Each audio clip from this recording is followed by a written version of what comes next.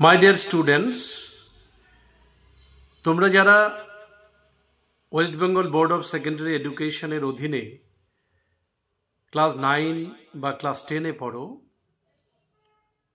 তোমাদের ইংলিশ সিলেবাসে যে রাইটিং সেকশন আছে, এই রাইটিং সেকশন সম্পর্কে আজকে আমি কিছু কথা বলতে চাই।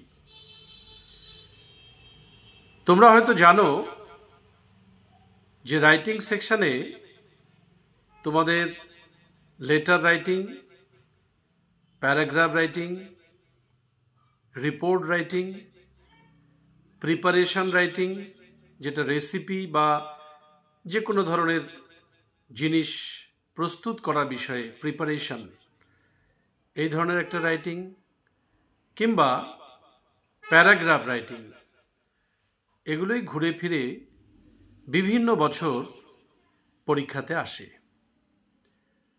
আমি তোমাদের সাজেস্ট করতে চাই যে যারা এই বিষয়গুলো সম্পর্কে পড়াশোনা করতে গিয়ে খুব পাজলড হয়ে যাও যে আমি কিভাবে একটা প্যারাগ্রাফ লিখব, কিভাবে বন্ধুকে চিঠি লিখব, বা বাবা মাকে চিঠি লিখব, বা হোস্টেল সুপারকে চিঠি লিখব, বা পোস্টমাস্টার জেনারেলকে চিঠি লিখব, বিভিন্ন ধরনের চিঠি কিভাবে লিখব।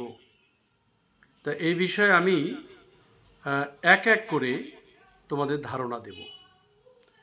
আজকে আমি যে বিষয়টি তোমাদের সামনে আলোচনা করতে চাই, ধরে নেওয়া যাক তোমার বন্ধু, এটা কোনো একটি স্কুলের মাধ্যমিকের এবছর যে টেস্ট হয়েছে, ইভ্যালুয়েশন টেস্ট, সেই ইভ্যালুয়েশন টেস্টে এই কোশ্চেনটা এসেছে একটি স্কুলে যে suppose your friend is residing in a hostel and he is missing his family, his friends, and he is in a nervous situation.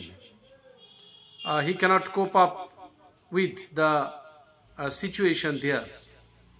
ওখানকার পরিবেশটা সে মেনে নিতে পারছে না, অথচ হোস্টেলে একজন ছাত্র যে পরিষেবা পায়, জীবনে সে অনেক বড় হতে পারবে যদি সঠিকভাবে নিয়মাবলী মেনে চলে।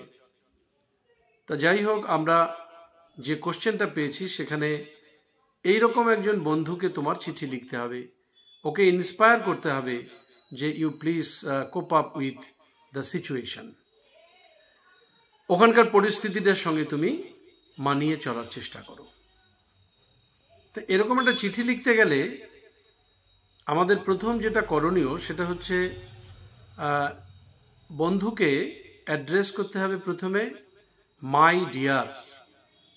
মাই ডিয়ার বলে যে কোনো একটা নাম ব্যবহার করতে পারবে তুমি, সে যে কোনো একটা নাম, তুমি সৌনক, সৌভিক, যে কোনো একটা নাম, বা মেয়েদের নাম, যারা মেয়ে ফিমেল স্টুডেন্টস যারা, তারা মেয়েদের বন্ধুদের নাম ব্যবহার করবে সেখানে, দীপশিখা, দীপান্বিতা, যে কোনো নাম। মাই ডিয়ার সৌনক ধরেই আমি চললাম, মাই ডিয়ার সৌনক, এটা সর্বপ্রথমে লিখবে। তুমি তাকে অ্যাড্রেস করে প্রথমেই লিখবে যে hope this letter will find you in good condition of health. অর্থাৎ এই চিঠিটি তোমার কাছে যখন পৌঁছাবে তখন চিঠিটি গিয়ে হয়তো দেখবে যে তুমি ভালো স্বাস্থ্যে আছো বা শরীর তোমার ভালো রয়েছে।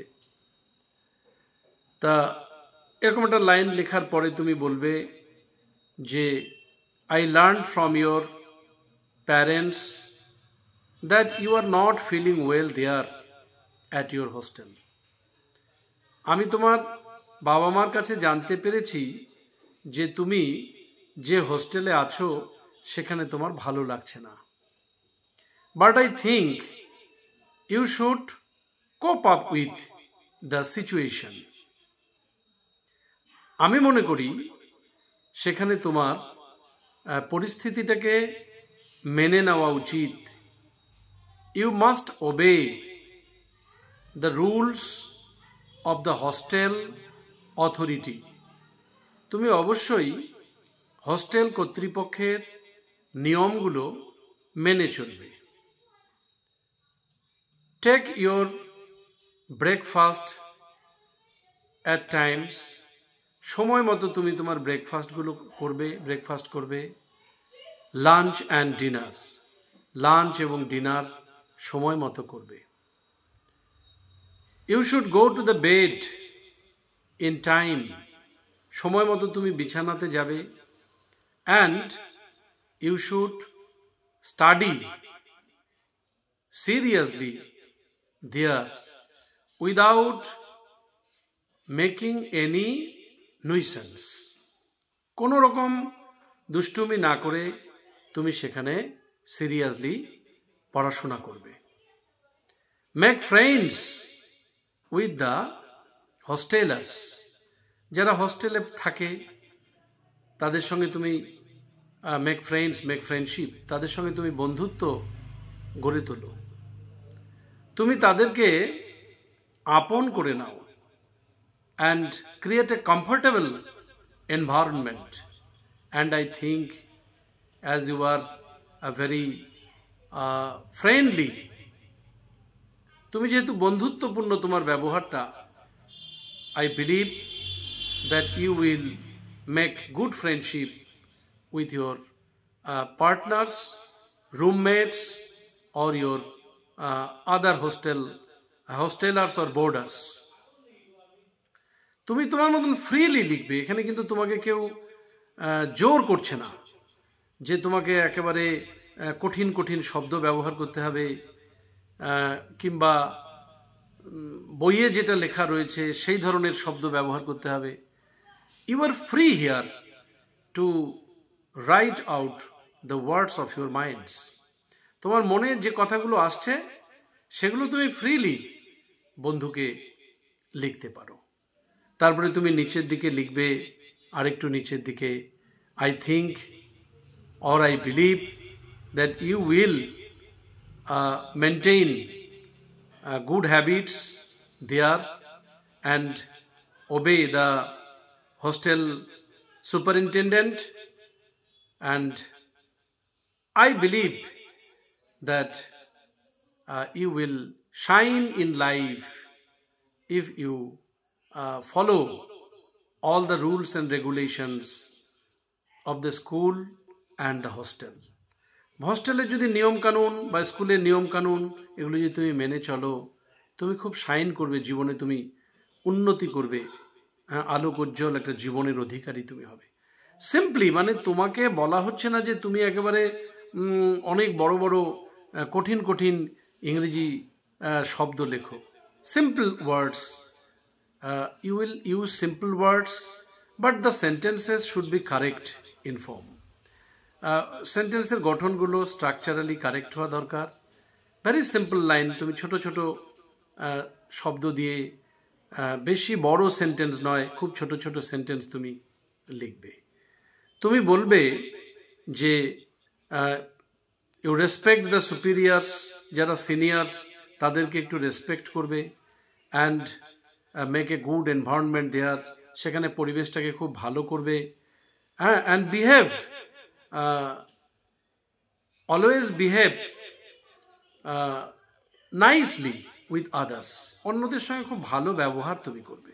সিম্পল শব্দ, মানে তোমাকে একদমই সিম্পল শব্দ ব্যবহার করে চিঠির মূল বিষয়টা তোমাকে তুলে ধরতে হবে। আর যেটা বলতে হবে ওকে, সবসময় ওকে ইন্সপায়ার করতে হবে ওর পজিটিভ কোয়ালিটিগুলোকে। যেমন তুমি তো খুব ভালো ছেলে বা তুমি তো খুব ভালো মেয়ে, তুমি তো সবার সঙ্গে মিশে চলতে পারো, তা কেন তুমি এরকম করছো? কখনোই তুমি হোমসিক, যেটা বাড়ির জন্য অসুস্থ হয়ে যাওয়া, এই হোম সিকনেসটা যেন তোমার মধ্যে না আসে। নেভার বি হোমসিক, খুব সিম্পল, দেখো তিনটা শব্দ, নেভার বি হোমসিক অথবা নেভার ফিল হোমসিক। বাড়ির জন্য তুমি কাতর হয়ে পড়ো না, বাড়ির জন্য এত চিন্তা করার কোনো প্রয়োজন নেই। দে আর অল গুড অ্যাট হোম, তারা সবাই বাড়িতে ভালো আছে, in good condition. So don't be nervous don't be worried or don't be tensed. তুমি চিন্তা করো না, দুশ্চিন্তা করো না, অরিড হয়ে যেও না, হ্যাঁ, উদ্বিগ্ন যেন তুমি হয়েও না। সো স্টে ব্লেসড, সেখানে তুমি খুব ভালো থাকো, অ্যান্ড স্টে ওয়েল, ভালো থাকবে, স্টে সেফ, নিরাপদে থাকবে, and please come when you are on leave, যখন ছুটিতে থাকবে তখন তুমি বাড়িতে আসবে। কি সুন্দর করে এরকম একটা চিঠি লিখবে, নো মোর টুডে, সবার শেষে লিখবে আজকে আর নয়, স্টে ওয়েল, থ্যাংক ইউ, এরকম কিছু একটা বলে তুমি চিঠিটাকে শেষ করবে। যেখানে তুমি শেষ করবে ইয়োর্স এভার এই কথাটা লিখে তুমি তোমার নাম লিখবে, আর বাঁদিকে যাকে পাঠাচ্ছ তার পূর্ণ ঠিকানা, স্ট্যাম্প বসানোর একটা জায়গা তৈরি করে দেবে, তার পূর্ণ ঠিকানা পোস্ট অফিস সহ, হ্যাঁ, এটা তুমি লিখে দেবে।